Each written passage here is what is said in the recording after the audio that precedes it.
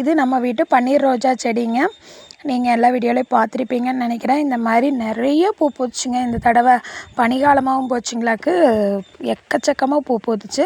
ஆனால் ஒன்று என்னென்னு கேட்டிங்கன்னா, ஒரே முட்டை பூத்துருச்சுங்க. இந்த அடுக்கில் இருக்கிறது பார்த்திங்கன்னா ஒரு 2 நாளில் பூத்து வெடித்து விழுந்துருச்சு.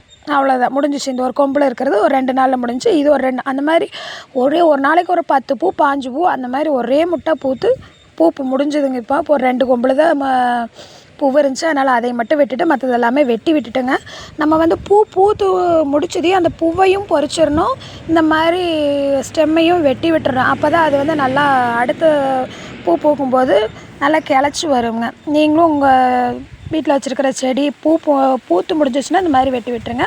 இந்த வீடியோ பார்க்குற எல்லாருமே கமெண்ட் பண்ணுங்கள், லைக் பண்ணுங்கள், சப்ஸ்கிரைப் பண்ணி சப்போர்ட் பண்ணுங்கள். நீங்கள் கொடுக்குற சப்போர்ட்டில் தான் இன்னும் அடுத்தடுத்த வீடியோக்கள் நிறையா போட முடியும். Thank you friends. சப்ஸ்கிரைப் பண்ணி சப்போர்ட்